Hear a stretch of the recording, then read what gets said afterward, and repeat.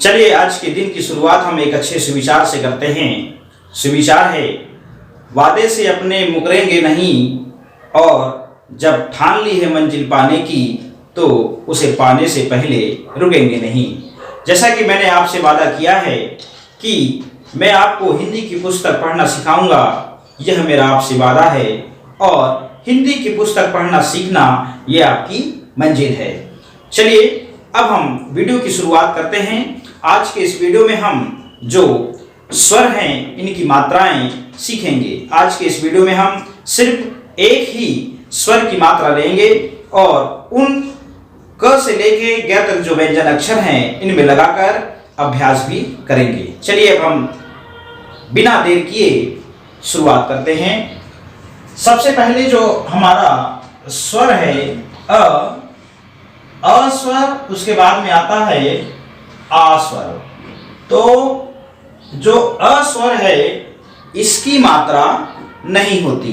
क्यों नहीं होती ये भी आपको पता होना चाहिए, क्योंकि जो हमारे व्यंजन अक्षर हैं ये अर्ध व्यंजन होते हैं। जब तक इनमें अ स्वर नहीं मिलता तब तक इनका पूर्ण रूप से उच्चारण हम नहीं कर सकते।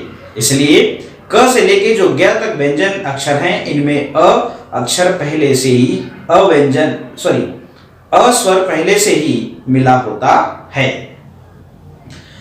इसलिए अ जो स्वर है इसकी मात्रा नहीं होती। जैसे हम उच्चारण करते हैं क, ख, ग, घ, तो उच्चारण के अंत में आप पाते हैं कि अ निकलता है, क, ख, इसलिए अ स्वर की मात्रा नहीं होती। और जो अगला स्वर है आ, इसकी मात्रा होती है, जिसका प्रतीक चिन्ह आपको स्क्रीन पर दिख रहा है। आपने अल्फाबेट में टी लेटर देखा होगा, उसी प्रकार इसका प्रतीक चिन्ह होता है।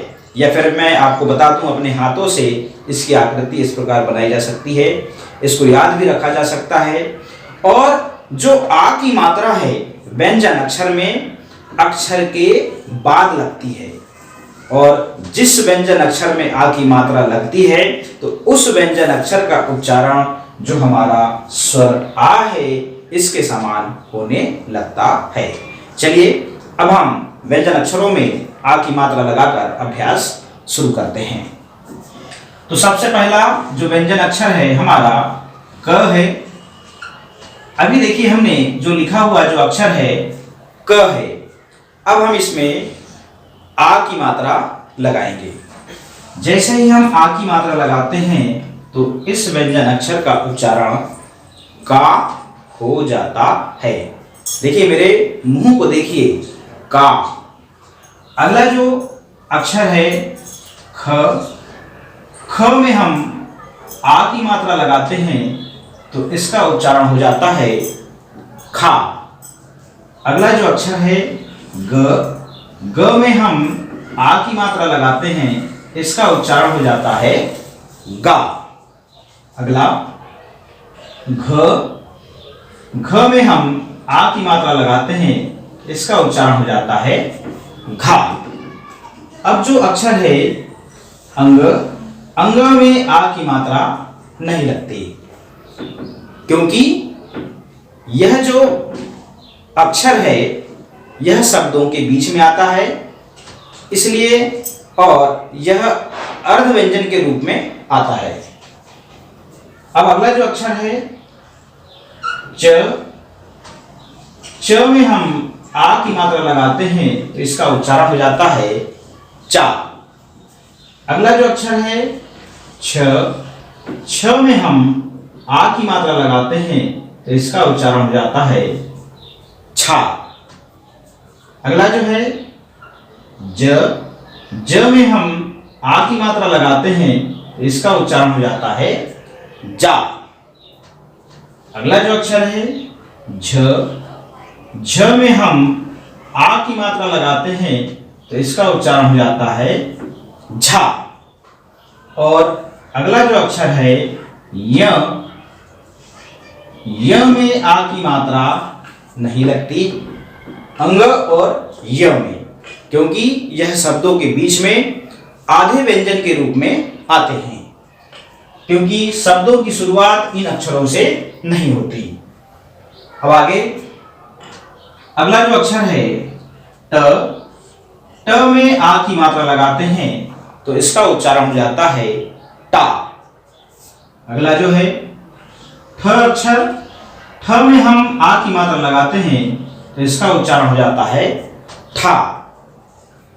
अगला जो अक्षर है ड, ड में हम आ की मात्रा लगाते हैं तो इसका उच्चारण हो जाता है डा। अगला जो अक्षर है ढ, ढ में हम आ की मात्रा लगाते हैं तो इसका उच्चारण हो जाता है धा। अब देखिए अगला जो अक्षर है ड़, ड़ में हम आ की मात्रा लगाते हैं तो इसका उच्चारण हो जाता है ड़ा। अब देखिए अगला जो अक्षर है त, त में हम आ की मात्रा लगाते हैं तो इसका उच्चारण हो जाता है ता। अगला जो अक्षर है थ, थ में हम आ की मात्रा लगाते हैं तो इसका उच्चारण हो जाता है था। अगला जो अक्षर है द, द में हम आ की मात्रा लगाते हैं तो इसका उच्चारण हो जाता है दा। अगला जो अक्षर है ध, ध में हम आ की मात्रा लगाते हैं तो इसका उच्चारण हो जाता है धा। अगला जो अक्षर है न, न में हम आ की मात्रा लगाते हैं तो इसका उच्चारण हो जाता है ना। आगे अगला जो अक्षर है प, प में हम आ की मात्रा लगाते हैं तो इसका उच्चारण हो जाता है पा।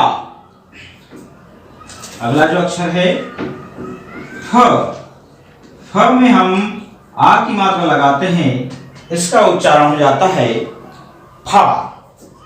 अगला जो अक्षर है ब, ब में हम आ की मात्रा लगाते हैं इसका उच्चारण हो जाता है बा।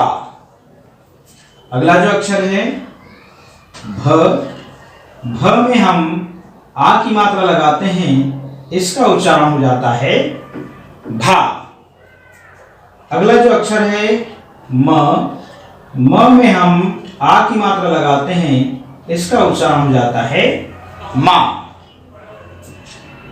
अगला जो अक्षर है य में हम आ की मात्रा लगाते हैं तो इसका उच्चारण हो जाता है या।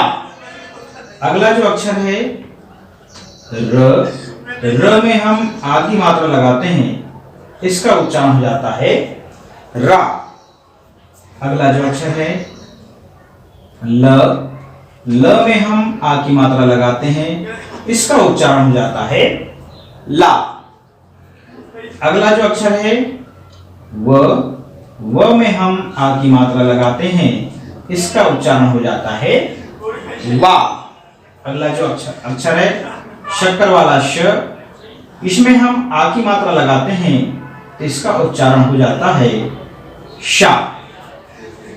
अब हम षटकोण वाला स लिखते हैं, इसमें भी हम आ की मात्रा लगाते हैं तो इसका उच्चारण हो जाता है शा। सरवोते वाला स लिखते हैं, इसमें हम आ की मात्रा लगाते हैं तो इसका उच्चारण हो जाता है शा। अगला जो अक्षर है ह में हम आ की मात्रा लगाते हैं इसका उच्चारण हो जाता है हा। अगला जो अक्षर है छ में हम आ की मात्रा लगाते हैं तो इसका उच्चारण हो जाता है क्षा। अगला जो अक्षर है त्र में हम आ की मात्रा लगाते हैं तो इसका उच्चारण हो जाता है त्रा। अगला जो अक्षर है ज्ञ, इस अक्षर में हम आ की मात्रा लगाते हैं तो इसका उच्चारण हो जाता है ज्ञा। अगला जो अक्षर है श्र में हम आ की मात्रा लगाते हैं तो इसका उच्चारण हो जाता है स्रा। अब देखिए दो अक्षर हमारे पास और बचते हैं, एक है ड़ में हम आ की मात्रा लगाते हैं तो इसका उच्चारण हो जाता है ड़ा। और अगला जो अक्षर है ध में हम आ की मात्रा लगाते हैं ड़ में, तो इसका उच्चारण हो जाता है ड़ा। देखिए इस वीडियो में हमने क से लेके ग तक सभी अक्षरों में आ की मात्रा लगाया और इनका उच्चारण भी हमने सिखाया।